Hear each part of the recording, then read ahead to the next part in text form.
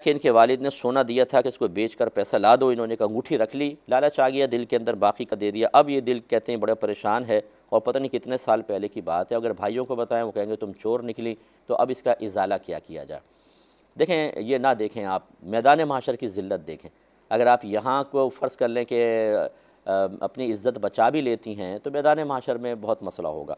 लेकिन आप ये कर सकती हैं, जितने की वो अंगूठी थी पहले कैरेट मालूम कर लें, फिर उसका वज़न वगैरह निकलवा कर देखें कि मौजूदा दौर के एतबार से उस अंगूठी की कितनी कीमत बनती है।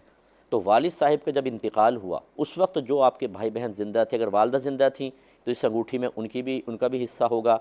उस वक्त जितने भाई बहन ज़िंदा थे उन सब का हिस्सा होगा। ठीक है, तो फिर ये शरई तरीक़े से वालदा को भी दें, उन्हें भी दें। और फ़र्ज़ कर लें कि वालिद साहब के बाद वालदा का इंतकाल हो गया तो बस फिर तो अगर आप ही उनके वारिस हैं तो वालदा का हिस्सा हटा दें।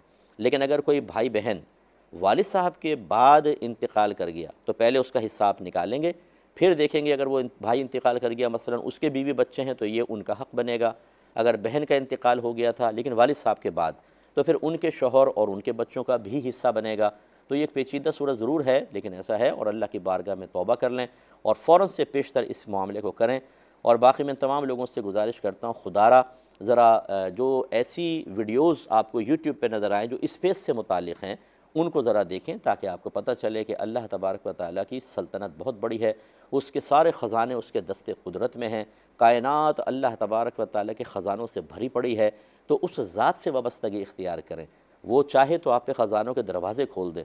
हम अल्लाह ताला को छोड़कर मादी अशिया की तरफ मुतवज्जह होकर हर जायज़ नाजायज़ के फ़र्क को ख़त्म कर देते हैं और थोड़ी से माल को अपने पास हासिल करके फिर खुश होते हैं। हालांकि इससे लाखों गुना अल्लाह ताला के पास है और आखिरत में इससे कई हज़ार गुना जो हमने मारा वो देगा।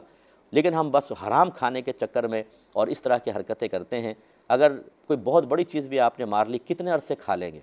और जितने लोगों ने इस तरह के हराम माल लेकर अपने बीवी बच्चों के लिए छोड़कर जाएंगे, सोचिए कि बीवी बच्चे तो खा पी जाएंगे और आपने आखिरत में इसका वबाल भुगतना है। तो ये लालच में ना आएँ, फ़ौरन से पेशतर सारा माल उनके हक़दारों को अदा करें। एक बहन ने ऑफ़र पूछा था कि